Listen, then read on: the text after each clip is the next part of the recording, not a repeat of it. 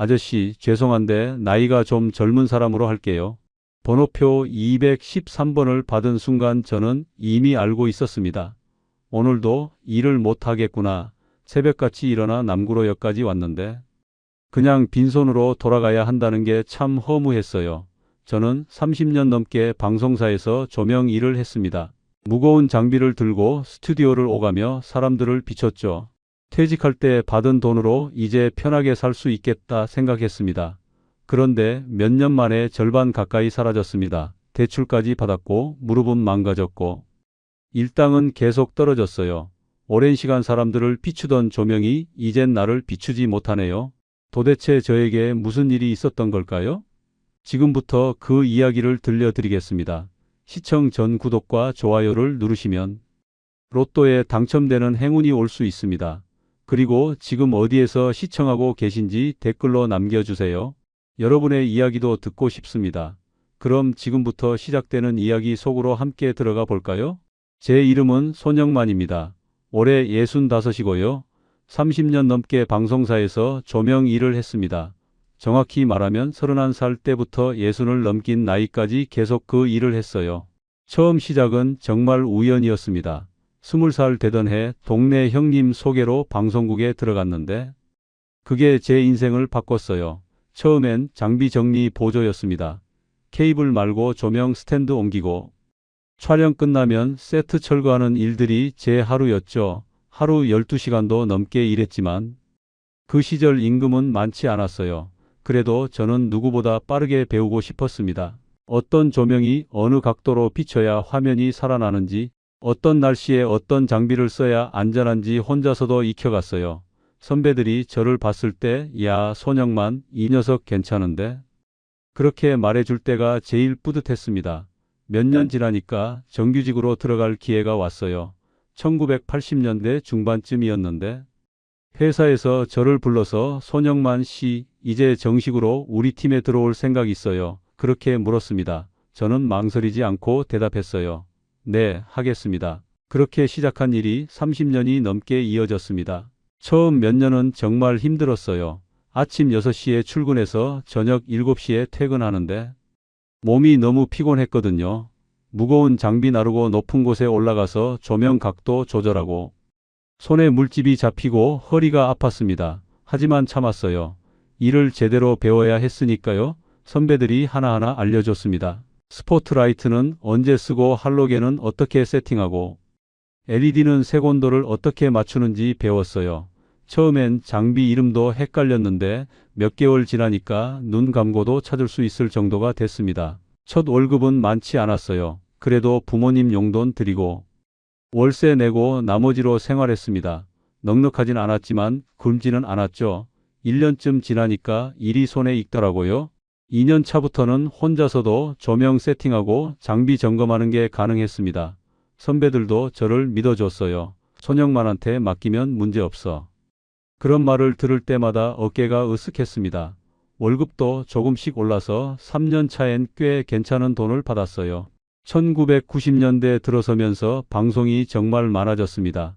뉴스부터 시작해서 예능 프로그램, 드라마 음악 방송까지 스튜디오가 늘 바빴어요. 저희 팀도 정신없이 일했습니다.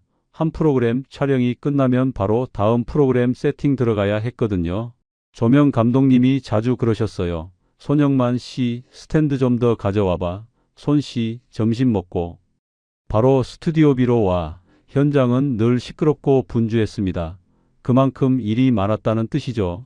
저는 조명팀 중간에서 필요한 장비들을 챙기고 부족한 부품이 있으면 바로 발주했어요. 일은 힘들었지만 보람이 있었습니다. 1990년대 중반쯤엔 제가 선임급이 됐습니다. 그때부터는 신입 직원들 교육도 시키고 장비 구매 승인도 하고 현장 전체 조명 상황을 파악하는 역할이었죠. 월급도 제법 올랐고요. 그때 그 돈이면 정말 괜찮았어요. 그해 가을에 결혼했습니다. 아내는 동네 친구 소개로 만났는데 성격이 참 차분하고 알뜰했어요. 결혼하고 나서 1년 뒤에 큰아들 성호가 태어났고 3년 뒤에 작은 딸 지영이가 태어났습니다. 아이들이 태어나니까 책임감이 더 생기더라고요. 이제 가장이니까 더 열심히 해야지. 저는 더욱 성실하게 일했습니다. 현장에 문제가 생기면 새벽이든 밤이든 달려갔어요. 장비가 부족하면 직접 가서 가져오고 고장난 조명이 있으면 밤새워서라도 고쳤습니다. 그렇게 일하다 보니 회사에서도 저를 믿어줬어요. 2000년대 초반이 기억납니다. 한창 바쁘던 시기였어요. 그때는 프로그램마다 조명이 부족해서 난리였습니다. 생방송도 많고 특집 프로그램도 많았거든요. 조명 감독님이 저한테 자주 그러셨습니다. 손영만 씨, 사람 좀 더 불러와. 이 속도로는 촬영 못 끝내. 그만큼 일감이 넘쳐났다는 뜻이었죠.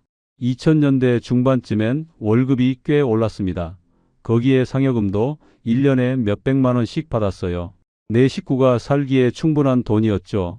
큰아들 성호는 그때 중학생이었고 작은딸 지영이는 초등학생이었습니다. 학원비 보내고 생활비 쓰고 해도 매달 조금씩은 저축할 수 있었어요. 아내가 그때 이렇게 말했던 게 기억나요?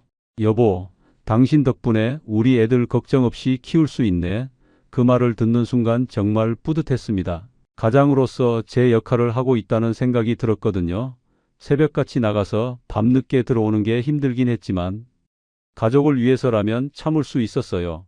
2010년대에 들어서도 방송은 계속 바빴습니다. 케이블 방송이 늘어나면서 일감은 오히려 더 많아졌어요.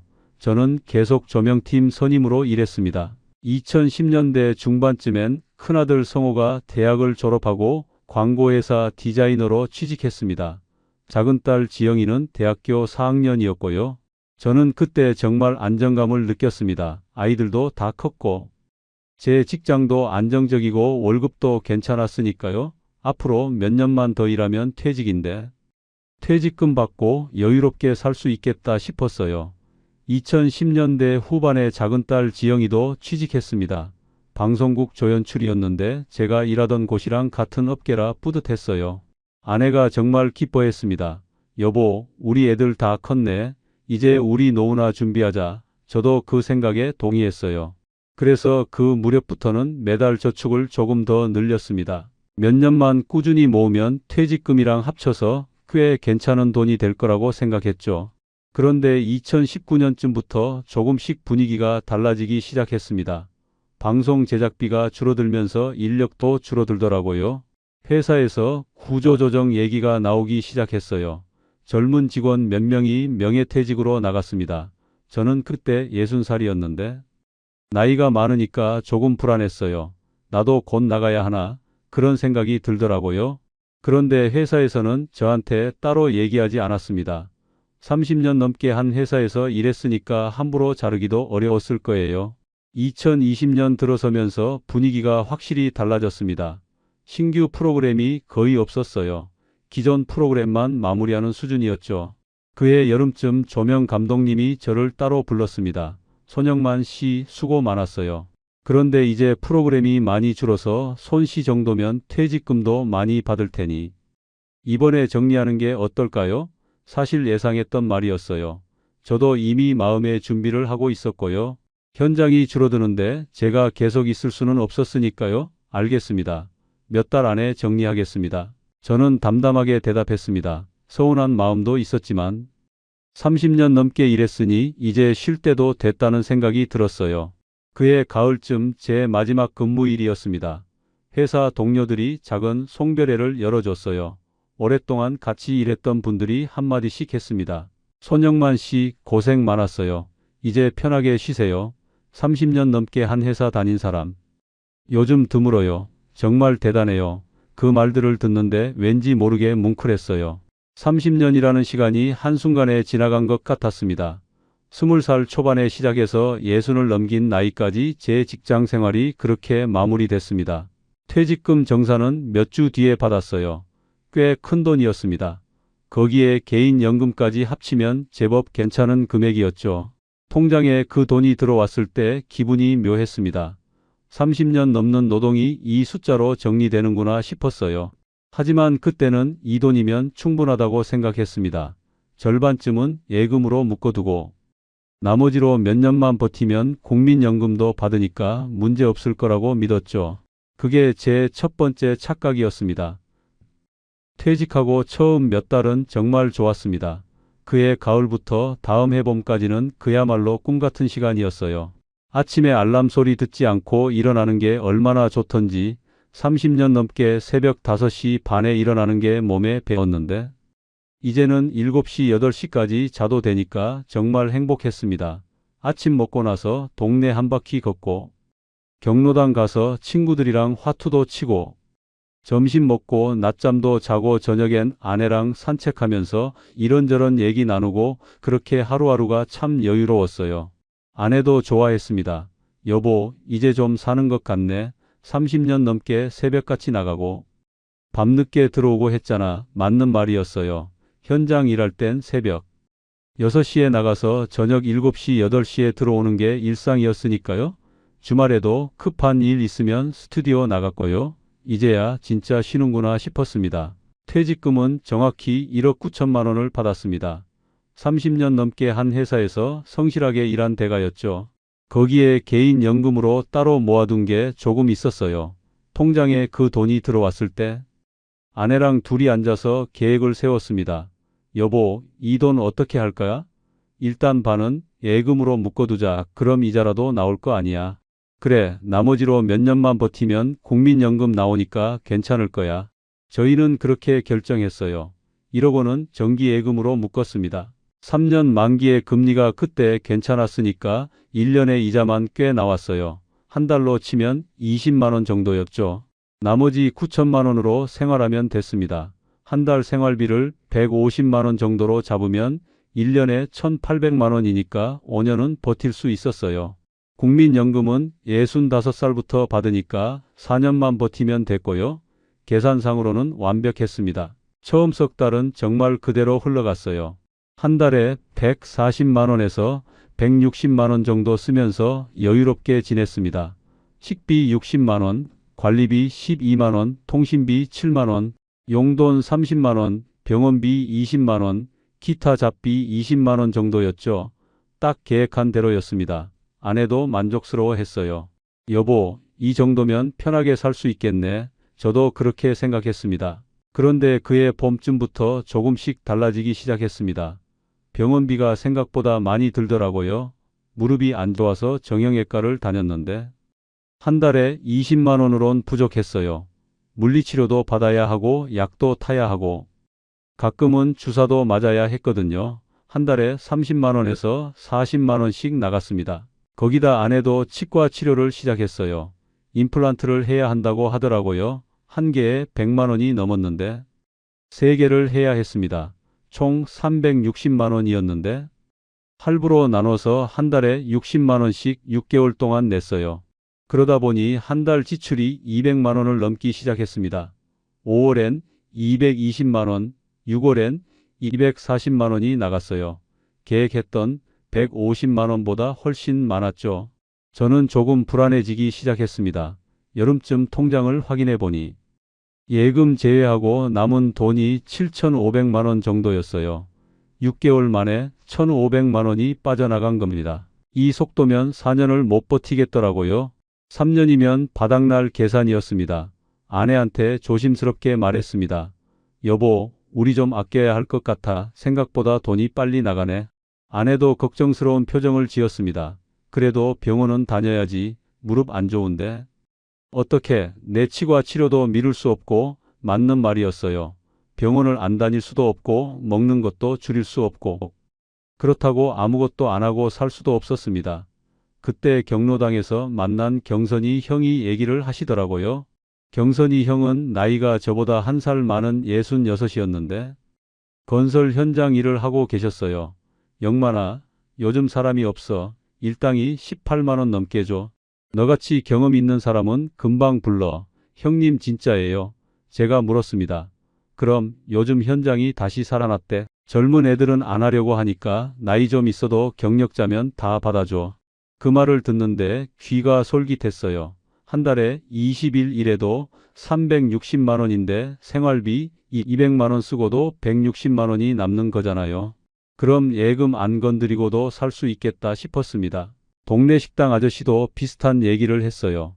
요즘 현장이 다시 살아났대요. 사람 못 구한다더라니까 일당도 올랐다던데.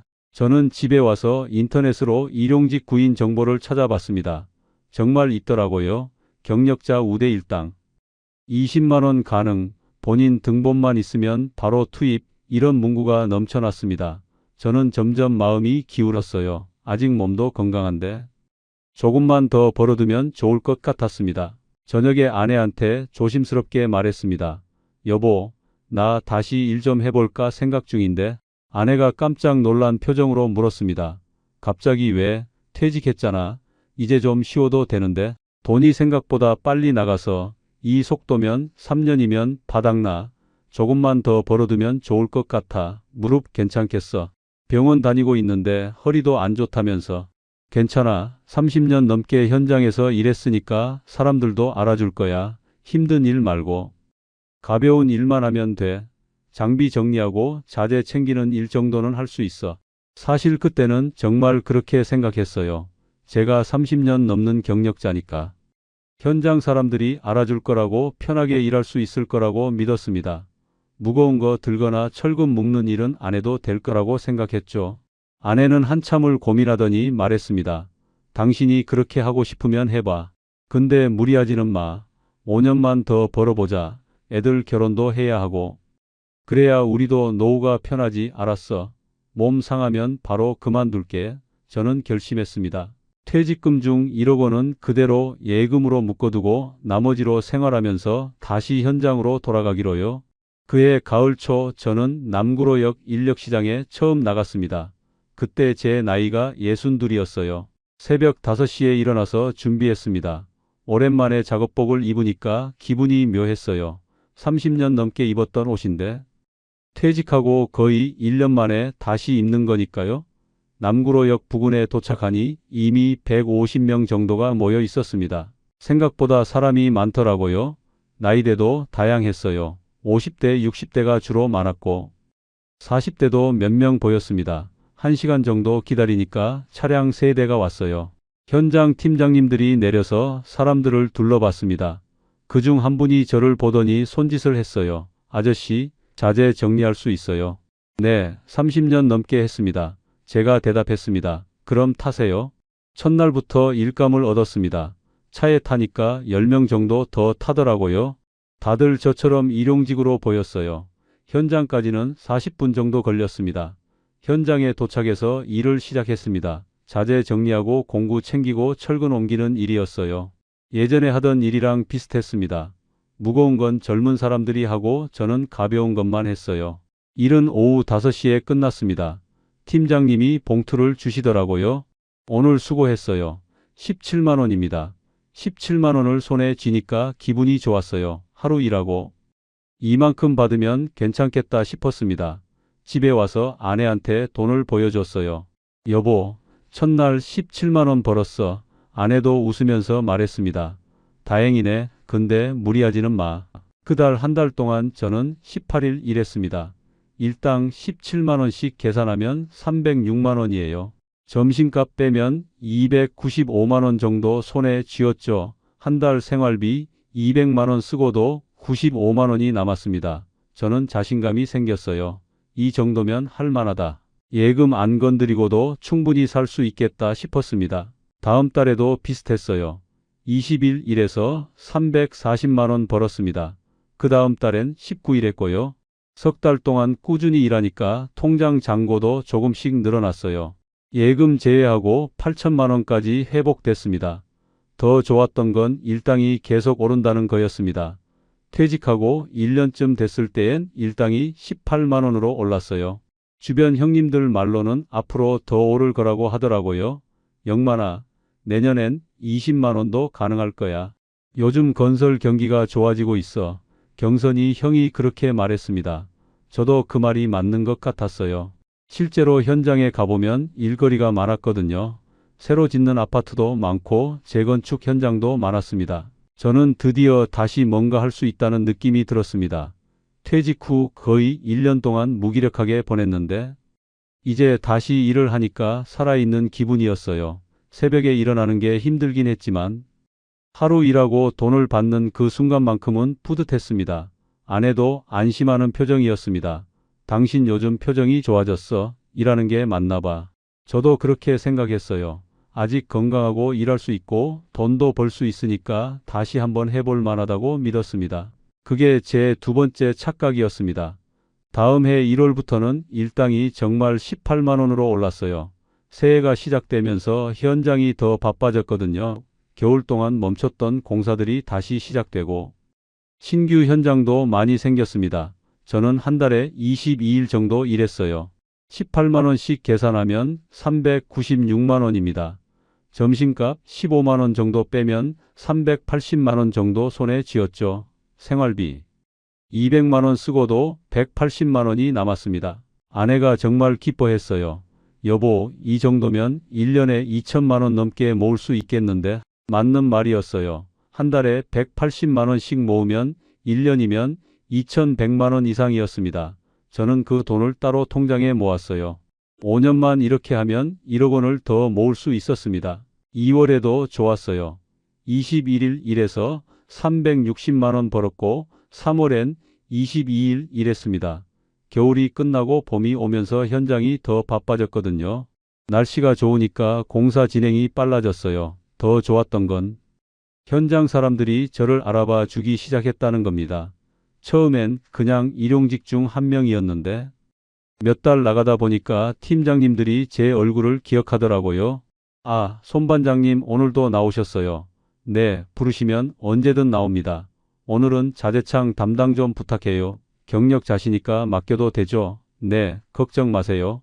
그렇게 자재창 담당을 맡게 되면서 일이 훨씬 편해졌습니다. 철근 묶는 것처럼 힘든 일 대신 공구 정리하고 자재 체크하고 장비 세팅하는 일을 했어요. 30년 넘게 해온 일이니까 눈 감고도 할 수 있었습니다. 어떤 날은 팀장님이 이렇게 말하기도 했어요. 손 반장님, 안전관리 보조 좀 부탁드려요. 신입들한테 안전교육도 좀 시켜주시고. 그럴 때는 정말 뿌듯했습니다. 30년 넘는 경력이 인정받는 기분이었거든요.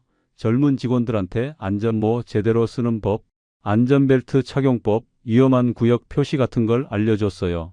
한 번은 20대 초반으로 보이는 젊은 친구가 제게 물었습니다. 형님, 이 일 얼마나 하셨어요? 30년 넘게 했어. 내 나이 때부터 시작했으니까. 와, 대단하시네요. 저는 이제 시작인데 힘들어 죽겠어요. 처음엔 다 그래, 익숙해지면 괜찮아. 그런 대화를 나누면서 저는 제가 아직 쓸모 있는 사람이라는 걸 느꼈습니다. 나이가 많아도 퇴직했어도 여전히 현장에서 필요한 사람이라는 생각이 들었어요. 5월쯤엔 일당이 또 올랐습니다. 19만 원이 됐어요. 현장마다 사람이 부족해서 일당을 올려주지 않으면 사람을 못 구하는 상황이었거든요. 요즘 젊은 애들은 현장 일 안 하려고 해요. 배달이나 택배가 더 편하다고 생각하니까. 팀장님이 그렇게 말했습니다. 저한테는 기회였죠. 젊은 사람들이 안 하니까 나이 많아도 일할 수 있는 거니까요. 6월엔 더 열심히 일했습니다. 한 달에 400만 원 넘게 버니까 정말 기분이 좋았습니다. 아내도 좋아했어요. 여보, 나중에 우리 여행도 가자. 제주도나 부산 쪽으로. 그래, 65살 되면 연금도 받으니까 그때 가자. 저희는 작은 꿈들을 이야기했습니다. 여행도 가고 손주 생기면 용돈도 주고 나중에 노후에 필요한 것들도 미리 준비하고 그런 얘기들이 현실적으로 느껴졌어요. 7월, 8월은 정말 바빴습니다. 여름이라 더웠지만 공사가 많았어요. 이 속도로 5년만 일하면 1억 5천만 원을 더 모을 수 있었어요. 그럼 65살에 국민연금 받을 때쯤엔 예금 1억 원에 새로 모은 돈 1억 5천만 원, 총 2억 5천만 원 정도가 되는 거죠. 저는 아내한테 말했습니다. 여보, 앞으로 5년만 버티면 우리 노후 걱정 없어. 2억 5천만 원이면 충분하지 않겠어. 아내도 웃으면서 대답했습니다. 그래도 무리하지는 마. 건강이 우선이야. 알았어. 5년만 딱 5년만 하고 완전히 은퇴할게.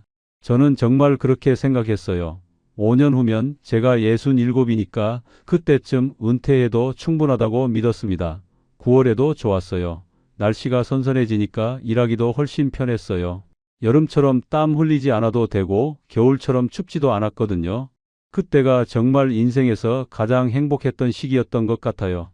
매일 새벽에 일어나는 게 힘들긴 했지만 현장에 가면 사람들이 반갑게 맞아줬고 하루 일하고 돈을 받으면 뿌듯했습니다. 통장에 돈이 차곡차곡 쌓이는 걸 보면서 미래가 밝다고 생각했어요. 큰아들 성호가 전화했을 때도 자신 있게 말했습니다. 아버지, 요즘 어떻게 지내세요? 응, 아주 좋아. 일도 잘 되고 건강도 괜찮아. 무리하지 마세요. 나이도 있으신데 괜찮아. 아버지 아직 젊어. 5년은 더 할 수 있어. 작은 딸 지영이도 비슷한 얘기를 했지만 저는 자신 있었습니다. 몸도 건강하고 일감도 많고 돈도 잘 버니까 문제 없다고 생각했어요. 11월엔 날씨가 추워졌지만 공사는 계속됐습니다. 겨울 전에 마무리해야 하는 현장들이 많았거든요.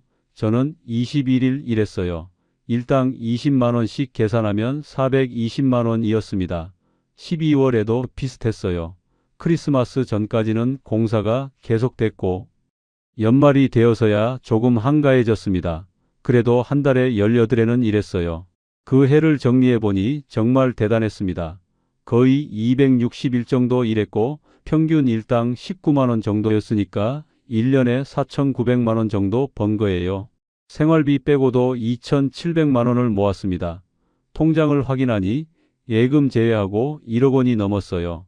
전년 말에 8천만 원이었는데 1년 만에 2천만 원 이상 늘어난 겁니다. 아내가 말했습니다. 여보, 정말 잘했어. 당신 덕분에 우리 노후 걱정 없겠네. 저도 정말 뿌듯했습니다. 퇴직하고 1년 반 만에 다시 일을 시작했는데 이렇게 잘 될 줄은 몰랐거든요. 건강도 괜찮고 일감도 많고 돈도 잘 버니까 앞으로도 계속 이럴 거라고 믿었습니다. 그해 12월 31일 저녁 저는 아내랑 같이 앉아서 새해 계획을 세웠습니다. 다음 해에도 이렇게만 하면 또 2천만 원은 모을 수 있어. 그럼 그 다음 해까지 계속하면 정말 2억 넘게 모으는 거야. 그래. 근데 건강 챙기면서 해야 해. 알았어. 무릎 아프면 바로 쉴게. 저는 정말 자신 있었어요. 앞으로 3년만 더 버티면 67에 완전히 은퇴하고 그때부터는 정말 여유롭게 살 수 있을 거라고 생각했습니다. 새해 1월은 평소처럼 시작됐습니다. 명절 연휴가 지나고 나서 현장들이 다시 돌아가기 시작했어요. 저도 2월 초부터 다시 일을 나갔습니다. 처음 며칠은 괜찮았어요. 일당도 20만 원 그대로였고 일감도 있었습니다. 2월, 3월은 정말 바빴어요. 봄이 오면서 공사가 본격적으로 시작됐거든요. 저는 한 달에 22일 이상씩 일했습니다. 4월, 5월도 비슷했고요. 일당이 조금 더 올라서 21만 원까지 받았어요. 5월 어느 날 현장에서 팀장님이 저한테 말했습니다. 손반장님, 요즘 현장마다 사람이 정말 없어요. 손반장님 같은 분이 제일 필요해요. 감사합니다. 제가 할 수 있는 일이면 뭐든 하겠습니다. 그 말을 듣는데 정말 뿌듯했어요. 60이 넘은 나이에도 현장에서 인정받는다는 게 자랑스러웠습니다. 6월엔 날씨도 좋고 공사도 많아서 한 달 내내 바빴어요. 이 속도면 1년에 3천만 원 넘게 모을 수 있겠더라고요. 7월 어느 날 경로당에서 경선이 형을 만났습니다. 영만아, 요즘 잘 나가네. 내가 소개해준 보람이 있어. 형님 덕분입니다. 정말 감사해요. 앞으로 2, 3년은 이렇게 갈 거야. 건설 경기가 정말 좋아. 경선이 형 말이 맞는 것 같았어요. 현장에 가보면 어디든 사람이 부족했거든요. 8월은 더웠지만 돈을 많이 벌었습니다. 9월, 10월도 비슷했습니다. 날씨가 선선해지면서 일하기도 편했고 공사도 계속 바빴어요. 10월 어느 날 작은 딸 지영이가 전화했습니다. 아빠, 요즘 어떠세요? 응, 좋아. 일도 잘 되고. 아빠, 저 오늘 방송국 스튜디오 지나갔는데 아빠 생각났어요. 그 말을 듣는데 가슴이 뭉클했습니다. 제가 30년 넘게 일했던 그곳, 지영이가 지금 그곳에서 일하고 있다는 게 뿌듯하면서도 묘한 기분이 들었어요. 11월, 12월도 바빴습니다. 겨울 전에 마무리해야 하는 공사들이 많았거든요. 그 해를 마무리하면서 저는 정말 대단한 결과를 얻었습니다. 거의 270일 정도 일했고 평균 일당 20만 원 정도였으니까 1년에 5,400만 원 정도 번 거예요. 생활비 빼고도 3,200만 원을 모았습니다. 통장을 확인하니 예금 제외하고 1억 3천만 원이 넘었어요. 2년 만에 5천만 원 넘게 모은 겁니다. 아내가 정말 기뻐했습니다.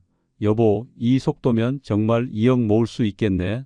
저도 믿어 의심치 않았어요. 3년만 더 하면 정말 2억 넘게 모으고 완전히 은퇴할 수 있을 거라고요. 그때는 몰랐습니다. 다음 해부터 모든 게 달라질 거라는 걸 말이죠. 새해가 밝았지만 상황은 나아지지 않았어요. 오히려 더 나빠졌습니다. 1월, 2월은 겨울이라 공사가 원래 적긴 한데 그 해는 유난히 더 적었어요.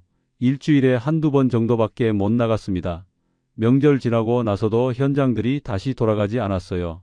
저는 처음엔 계절 탓이라고 생각했습니다. 봄 되면 다시 좋아지겠지. 3월이 됐을 때 현장 분위기가 예전 같지 않다는 느낌이 들기 시작했어요. 어느 날 현장 소장님이 아침 조회 때 이렇게 말했습니다. 이번 달엔 작업량 줄어서 사람 많이 못 씁니다. 다음 주부터는 인원 줄일 겁니다. 그 말을 듣는 순간 가슴이 철렁했습니다. 작년까지만 해도 사람이 부족하다고 난리였는데 갑자기 줄인다니? 저는 불안했지만 일단 열심히 일했어요. 그래야 다음에도 불러주니까요. 하지만 그 다음 주부터 제가 다니던 현장 중 한 곳이 갑자기 공사를 중단했어요. 자재비가 너무 올라서 공사를 못 하겠다는 거였습니다. 손반장님 미안한데 다음 주부터는 안 나오셔도 돼요. 공사가 잠정 중단됐어요. 팀장님이 미안한 표정으로 말했습니다. 언제쯤 다시 시작하나요? 제가 물었습니다. 글쎄요. 한두 달 아니면 더 걸릴 수도 있고 건설사에서도 확답을 못해요. 그렇게 일감이 하나 사라졌습니다. 다행히 다른 현장이 있어서 그쪽으로 계속 나갔지만 불안한 마음은 커져갔어요. 4월쯤엔 인력시장 분위기가 확실히 달라졌습니다. 사람이 많아진 거예요. 작년까지만 해도 150명 정도였는데 이제는 200명 가까이 모였습니다. 다들 일자리를 찾아서 나온 사람들이었죠. 그런데 차량은 예전만큼 오지 않았어요. 하루에 대여섯 대 오던 게 이제는 서너 대로 줄었습니다. 당연히 일 나가는 사람도 줄었죠. 어느 날은 새벽에 나갔는데 일감을 못 얻었습니다. 처음 있는 일이었어요. 작년까지만 해도 일주일에 대여섯 번은 나갔는데 이제는 일주일에 서너 번씩 일을 못 나가는 날이 생겼습니다. 5월엔 더 심해졌어요. 제가 다니던 또 다른 현장이 공사를 중단했습니다. 이번에는 미분양 때문이었어요. 아파트를 지어도 팔리지 않으니까 건설사에서 공사를 멈춘 거죠. 현장에 가보니 벽체만 올라오고 몇 달째 그대로 방치돼 있었습니다. 철근이 그대로 드러나 있고 비계도 그대로 세워져 있는데 사람은 아무도 없었어요. 유령 현장 같았습니다. 손반장님 여기도 당분간 공사 안 해요. 다른 현장 알아보셔야 할 것 같아요. 또 일감이 하나 사라졌습니다. 저는 다른 현장을 찾아야 했어요. 하지만 쉽지 않았습니다. 새로운 공사는 거의 나오지 않았고 기존 공사마저 계속 중단되는 상황이었거든요. 6월엔 인력시장에 사람이 250명 가까이 모였습니다. 저보다 젊은 사람들도 많이 늘었어요. 50대 초반 40대 후반으로 보이는 분들이 엄청 많았습니다. 다른 업종에서 밀려난 사람들이 건설 현장으로 몰려온 거죠.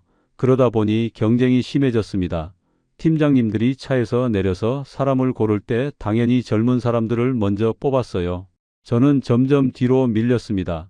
어느 날은 제가 손을 들면서 소리쳤어요. 저요. 30년 넘는 경력이 있습니다. 하지만 팀장님은 고개를 저었습니다. 아저씨 죄송한데 젊은 분으로 할게요. 그 말을 들을 때마다 가슴이 아팠습니다. 나이 때문에 밀려난다는 게 정말 서러웠어요. 7월쯤엔 일당도 떨어지기 시작했습니다. 20만 원이던 게 18만 원으로 내려갔어요. 사람은 많은데 일감은 없으니까 일당을 낮춰도 사람들이 몰렸거든요. 18만 원이라도 받아야지 안 나가면 돈이 하나도 없잖아. 옆에 서 있던 분이 중얼거렸습니다. 저도 같은 생각이었어요. 일당이 떨어져도 일을 해야 했습니다. 그달엔 일주일에 두세 번밖에 못 나갔어요. 한 달 수입이 270만 원 정도였습니다. 점심값 빼면 260만 원 정도 손에 쥐었죠.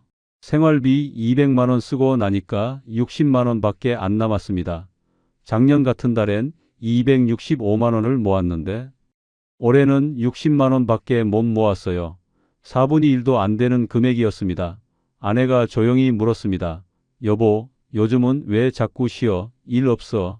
응, 잠깐 숨 고르는 시기지 뭐. 곧 나아질 거야. 저는 애써 웃으며 대답했지만 속으로는 이미 알고 있었습니다. 이제 예전처럼 돌아올 일은 없다는 걸. 8월엔 더 심각해졌습니다. 인력 시장에 모이는 사람이 300명 가까이 됐어요. 하지만 실제로 불려나가는 사람은 10명 많아야 20명 정도였습니다.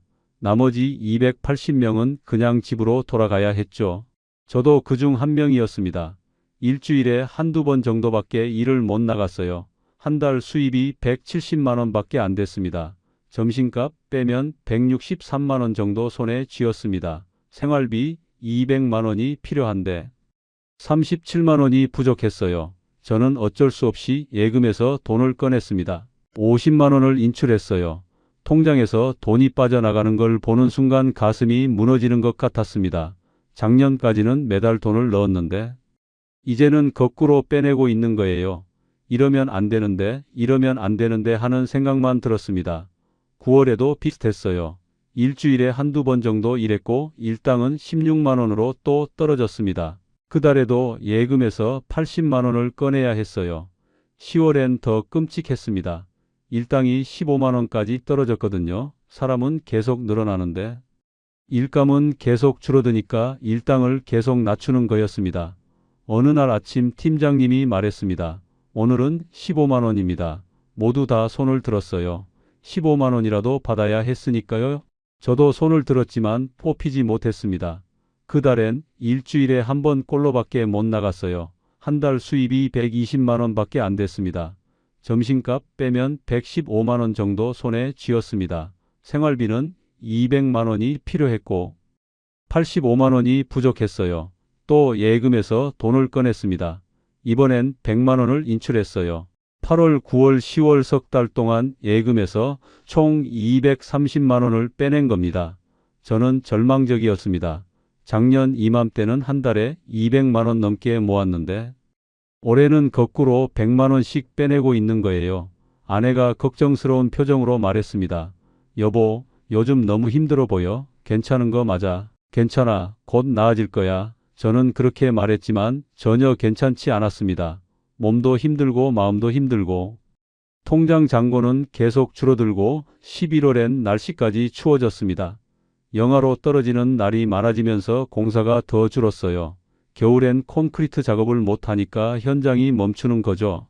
그 달엔 일주일에 한 번도 안 되게 나갔습니다. 한 달 수입이 90만 원밖에 안 됐어요. 점심값 빼면 86만 원 정도였습니다. 생활비는 여전히 200만 원이 필요했고 114만 원이 부족했습니다. 예금에서 또 150만 원을 꺼냈어요. 통장 잔고를 확인하니 눈물이 날 것 같았습니다. 새해가 밝았지만 상황은 나아지지 않았어요. 오히려 더 나빠졌습니다. 1월, 2월은 겨울이라 공사가 거의 없었어요. 일주일에 한 번 정도밖에 못 나갔습니다. 일당은 14만 원까지 떨어졌고요. 그러다 보니 매달 예금에서 100만 원 이상씩 빼내야 했습니다. 전년 8월부터 그해 2월까지 7개월 동안 예금에서 총 700만 원 이상을 빼낸 거예요. 3월쯤 저는 더 이상 버틸 수 없다는 걸 느꼈습니다. 예금이 계속 줄어들고 있었고 일감은 계속 없었고 일당은 계속 떨어지고 있었습니다. 그러다 어느 날 현장에서 들려온 한마디가 제 심장을 찔렀습니다. 형님, 이제는 젊은 사람들만 뽑는데요. 위험하다고. 그 말을 듣는 순간 저는 깨달았습니다. 이제 정말 끝이구나. 4월, 5월이 되면서 날씨는 좋아졌지만 공사는 늘어나지 않았어요. 오히려 멈춰 있던 공사들이 완전히 폐기되는 경우도 생겼습니다. 어느 날 지나가다 보니 작년까지 공사하던 아파트 현장이 완전히 방치돼 있었어요. 철근만 세워진 채로 몇 달째 그대로였는데 이제는 녹이 슬기 시작했습니다. 비계에는 잡초까지 자라고 있었어요. 저거 어떻게 되는 거예요? 제가 지나가던 현장 관계자한테 물었습니다. 모르죠. 건설사가 부도났는데 뭐 저렇게 몇 년 놔두다가 철거할 수도 있고. 그 말을 듣는데 가슴이 답답했습니다. 저런 현장이 한두 곳이 아니었거든요.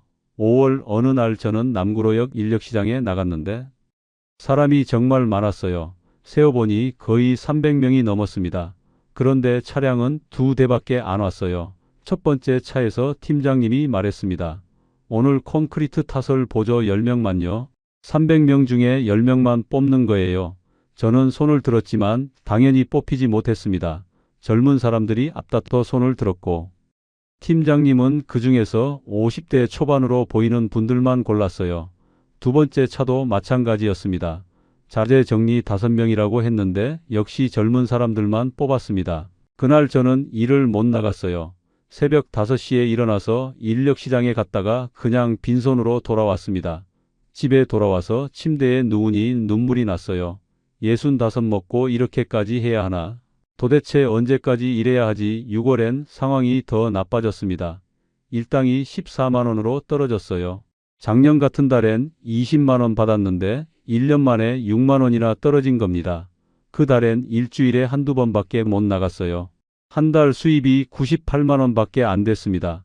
점심값 빼면 93만 원 정도였습니다. 생활비는 여전히 200만 원이 필요했고 107만 원이 부족했어요. 저는 또 예금에서 돈을 꺼냈습니다. 이번엔 150만 원을 인출했어요. 통장 잔고를 보니 예금이 8천만 원 정도밖에 남지 않았습니다. 2년 전에 1억 원이 넘었는데 1년 반 만에 2천만 원이 사라진 거예요. 이 속도면 4년도 안 돼서 바닥날 계산이었습니다. 저는 패닉 상태였습니다. 어떻게 해야 하지? 일은 계속 줄어들고 돈은 계속 빠져나가고 나이는 계속 많아지고 7월 어느 날 무릎이 너무 아파서 정형외과에 갔어요. 의사 선생님이 엑스레이를 찍어보더니 말했습니다. 연골이 많이 닳았네요. 이 나이에 무거운 일 계속하시면 더 나빠져요. 좀 쉬셔야 할 것 같은데요. 일을 안 할 수가 없어서요. 그래도 무릎 관리 안 하시면 나중에 걷기도 힘들어집니다. 의사 선생님 말씀을 듣는데 막막했어요. 쉬고 싶어도 쉴 수 없었거든요. 돈을 벌어야 하니까요. 아내도 허리 디스크가 있어서 요양보호사 일도 못했습니다. 병원에서 무거운 거 들지 말라고 했거든요. 8월엔 생활비가 정말 부족해졌습니다. 그 달엔 일주일에 한 번 꼴로밖에 못 나갔고 84만 원밖에 못 벌었어요. 생활비는 200만 원이 필요했고 116만 원이 부족했습니다. 예금에서 또 꺼내야 하는데 자꾸 이러다가는 정말 바닥날 것 같았어요. 저는 고민 끝에 결정했습니다. 대출을 받기로 은행에 가서 대출 상담을 받았습니다. 담당 직원이 제 통장을 보더니 말했습니다. 예금 담보로 최대 600만 원까지 가능합니다. 금리는 연 7%요. 600만 원이면 한 달 이자가 얼마예요? 한 달에 약 8만 7천 원 정도 됩니다. 저는 한참을 고민했습니다. 대출을 받으면 매달 이자를 내야 하는데 지금 제 상황에서 그게 가능할까? 하지만 다른 방법이 없었어요. 예금을 깨면 이자 손해가 너무 컸거든요. 단기로 버티다가 갚으면 되지 싶었습니다. 신청하겠습니다. 그해 9월 초 통장에 600만 원이 들어왔습니다. 그 돈을 보는 순간 안도감과 두려움이 동시에 밀려왔어요.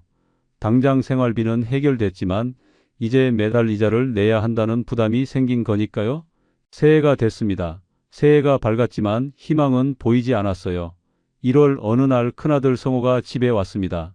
명절도 아닌데 갑자기 온 거예요. 아버지 제발 무리하지 마세요. 다른 일 찾으면 안 돼요. 성호가 걱정스러운 표정으로 말했습니다. 다른 일이 뭐가 있겠니? 65 먹은 늙은이를 어디서 써주겠어. 그래도 몸 상하면서까지 할 필요는 없잖아요. 무릎도 아프시다면서요. 괜찮아. 조금만 더 버티면 돼. 하지만 성호 눈에는 제가 괜찮아 보이지 않았을 거예요. 실제로도 괜찮지 않았고요. 며칠 뒤엔 작은딸 지영이가 전화했습니다. 아빠 오빠한테 들었어요. 요즘 너무 무리하신다면서요. 건강 좀 챙기세요. 응, 괜찮아. 아빠 아직 건강해. 무릎 계속 아프다면서요. 병원 치료 제대로 받으세요. 알았어. 걱정 마. 하지만 병원 치료를 제대로 받을 형편이 못 됐어요. 생활비도 모자라는데 병원비를 어떻게 내겠어요. 1월 한 달 동안 저는 일주일에 한두 번밖에 못 나갔습니다. 한 달 수입이 98만 원밖에 안 됐어요. 생활비 200만 원 쓰고 대출이자 8만 7천 원 내니까 110만 원 정도 부족했습니다. 대출받은 돈이 거의 바닥났습니다. 저는 다시 예금에서 돈을 꺼내야 했어요. 300만 원을 인출했습니다. 통장 잔고를 보니 7,500만 원밖에 남지 않았어요. 퇴직할 때 1억 9천만 원이었는데 5년 만에 절반 이상이 사라진 겁니다. 예금 7,500만 원, 대출 600만 원, 일당 14만 원. 일주일에 한두 번 정도 일하는 게 제 전부였습니다. 그해 1월 어느 날 새벽이었습니다. 휴대폰 알람이 4시 30분에 울렸어요. 옆에서 자고 있는 아내를 깨우지 않으려고 조심스럽게 이불을 걷어내고 일어났습니다. 세수도 대충 하고 어젯밤에 아내가 싸놓은 김밥 하나를 들고 집을 나섰어요. 바깥 공기가 차가웠습니다. 영하 3도 1월 중순이라 날씨가 정말 매서웠어요. 두꺼운 패딩을 입었는데도 바람이 옷 속으로 파고들었습니다. 지하철을 타고 가는 동안 창밖을 보니 아직 깜깜했어요. 차 안에는 저처럼 새벽 일터로 향하는 사람들이 몇 명 보였습니다. 다들 피곤한 표정이었죠. 남구로역 부근에 도착한 건 4시 50분쯤이었어요. 이미 수백 명이 모여 있더라고요. 화물차 적재함 아래 건물 처마 및 편의점 앞 어디든 바람을 피할 수 있는 곳마다 사람들이 옹기종기 모여 있었습니다. 저는 화물차 적재함 아래로 갔습니다. 거기에 이미 대여섯 명이 서 있었어요. 다들 50대 초반에서 60대 초반으로 보였습니다. 제 또래거나 저보다 조금 어린 분들이었죠. 그런데 저는 알고 있었어요. 이 중에서 제가 가장 나이가 많다는 걸. 65이면 일용직 시장에서는 정말 나이 많은 축에 속하거든요. 한 분이 담배를 꺼내 피우면서 중얼거렸습니다. 오늘은 좀 나가야 할 텐데. 옆 사람이 대답했습니다. 글쎄요. 요즘 계속 꽝이잖아요.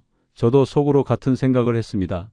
지난주에도 이틀밖에 일을 못 나갔거든요. 이번 주도 월요일, 화요일 이틀 쉬었고 오늘이 수요일이에요. 오늘도 못 나가면 이번 주도 거의 끝인 거죠.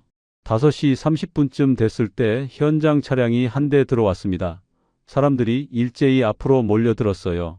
저도 자연스럽게 앞으로 나갔습니다. 차에서 팀장님으로 보이는 분이 내렸어요. 40대 후반쯤 돼 보이는 분이었습니다. 오늘 철근 묶을 사람 10명만 필요합니다.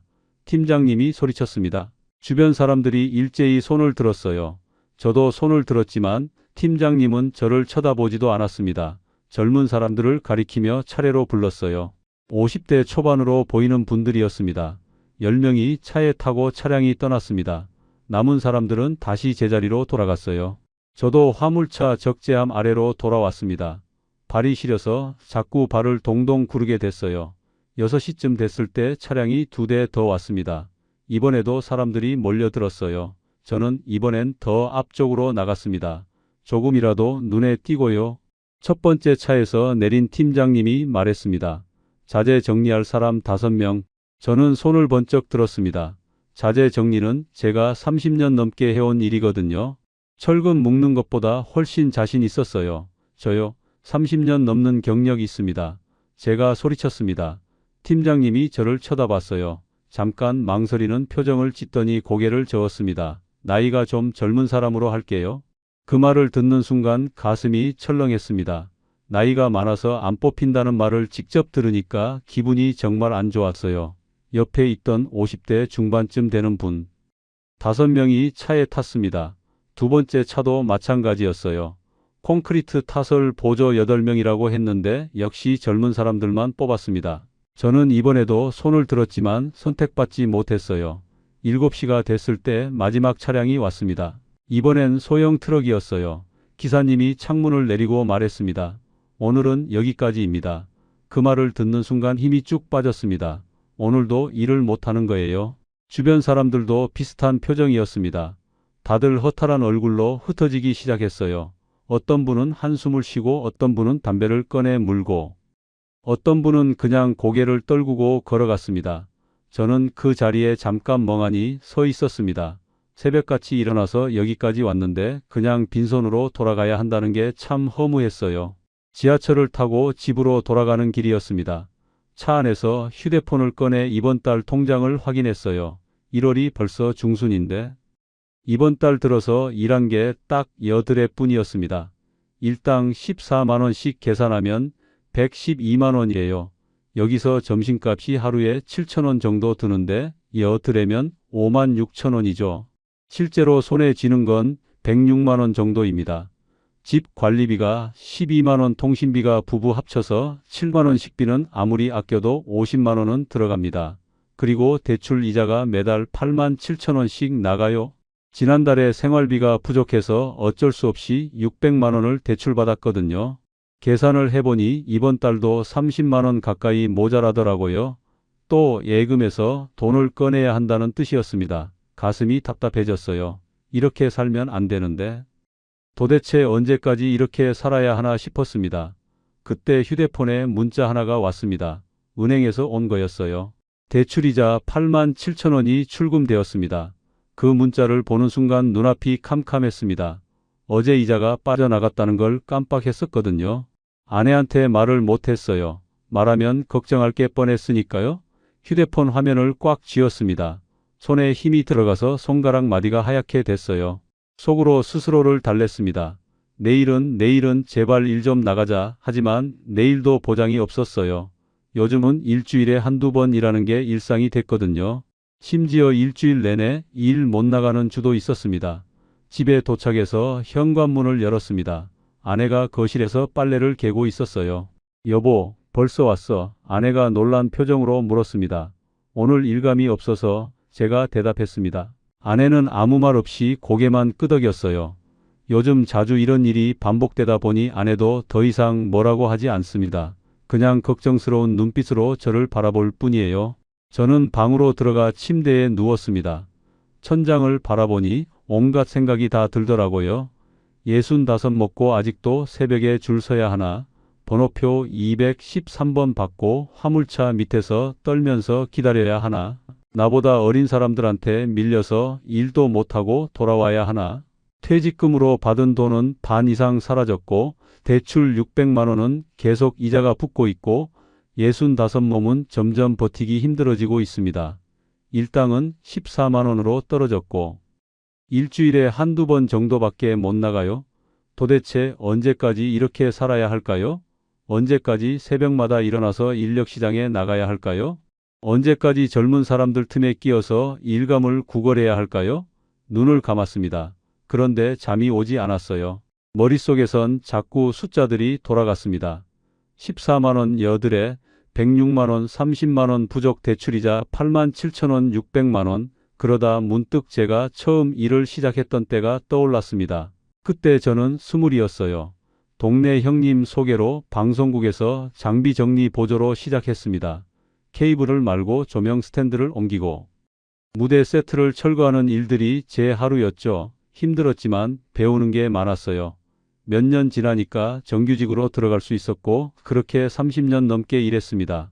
조명 장비를 다루며 스튜디오를 오가고 사람들을 비췄죠. 밤샘 촬영도 많았고 힘든 날도 많았지만 보람 있었습니다. 그런데 지금은 어떤가요? 30년 넘게 사람들을 비추던 조명이 이젠 저를 비추지 못합니다. 30년 넘는 경력도 65이라는 나이 앞에선 아무 소용이 없습니다. 어느 날 저녁 큰아들 성호가 다시 전화했습니다. 아버지 제발 쉬세요. 제가 도울게요. 괜찮아. 아빠가 할 수 있어. 아버지 몸 상하면서까지 하실 필요 없어요. 성호 목소리에 눈물이 섞여 있었습니다. 저도 울컥했어요. 아들한테 걱정 끼치고 싶지 않았는데 작은 딸 지영이도 말했습니다. 아빠 오늘 방송국 스튜디오 지나갔는데 아빠 생각났어요. 아빠가 일하시던 그곳인데 이젠 아빠가 안 계시잖아요. 그 말을 듣는데 가슴이 먹먹했습니다. 저는 그곳에서 30년 넘게 일했어요. 조명을 세팅하고 장비를 정리하며 수많은 프로그램을 만들었죠. 그런데 이제 저는 그곳에 없습니다. 대신 새벽마다 인력시장에 나가서 일감을 구걸하고 있죠. 아직 젊다고 생각했는데 현장은 날 늙은이로 봤구나. 저는 스스로에게 말했습니다. 이제 저는 여러분께 꼭 말씀드리고 싶습니다. 제가 겪은 실수들을 여러분은 반복하지 마시길 바랍니다. 첫째, 체력을 과신하지 마세요. 저는 30년 넘게 무거운 장비를 들었으니까 건설 자재쯤이야 문제없다고 생각했습니다. 하지만 틀렸어요.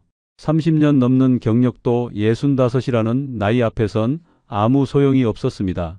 현장은 경력이 아니라 체력을 원했고 저는 그 기준에서 밀려났습니다. 둘째 단기 호황에 속지 마세요. 2022년 건설 경기가 좋았을 때 저는 착각했습니다. 이 상황이 계속될 거라고 5년만 더 일하면 2억을 모을 수 있다고 믿었죠. 하지만 1년 만에 모든 게 무너졌습니다. 미분양 자재비 폭등, 공사 중단, 호황은 함정이었습니다. 셋째, 예금 있어도 대출 심리를 조심하세요. 저는 예금을 깨면 이자 손해가 크니까 단기 대출로 버티면 된다고 생각했습니다. 하지만 일감이 계속 줄어들면서 대출금은 그대로인데 이자만 계속 나갔어요. 결국 예금도 깨고 대출도 갚지 못하는 최악의 상황이 됐습니다. 넷째 일용직은 체력과 나이와 경기 세 가지가 맞아야 합니다. 하나만 무너져도 끝입니다. 저는 체력이 괜찮다고 생각했지만 나이가 많아서 밀렸고 경기마저 나빠지면서 완전히 무너졌습니다. 일용직으로 노후를 버티는 건 너무나 위험한 전략입니다. 다섯째 노후는 벌기보다 지출 관리로 버텨야 합니다. 저는 더 벌어서 모으면 된다고 생각했습니다. 하지만 병원비, 생활비, 대출이자는 계속 나가는데 수입은 점점 줄어들었어요. 노후는 얼마를 버느냐가 아니라 얼마나 아껴 쓰느냐가 중요합니다. 지금 저는 65입니다. 예금은 7,500만 원, 대출은 600만 원, 무릎은 망가졌고 일주일에 한두 번 정도밖에 일을 못 나갑니다. 국민연금을 받으려면 아직 몇 달 남았고요. 오늘도 새벽에 일어나서 인력시장에 나갈 겁니다. 오늘은 일감을 얻을 수 있을까요? 모르겠습니다. 다만 한 가지는 확실합니다. 30년 넘게 사람들을 비추던 조명이 이젠 저를 비추지 못한다는 것, 체력은 기술을 이기지 못한다는 것, 그리고 노후를 몸으로 버티는 건 너무나 위험하다는 것, 제 이야기가 여러분께 조금이라도 도움이 됐으면 좋겠습니다. 우리의 이 사연이 마음에 남았다면 좋아요를 눌러주세요. 그리고 소중한 사람들과 함께 이 이야기를 나눠주시길 바랍니다. 여러분의 한마디가 누군가에겐 큰 위로가 될 수 있습니다. 영상이 마음에 드셨다면 구독과 좋아요, 응원 부탁드립니다. 감사합니다.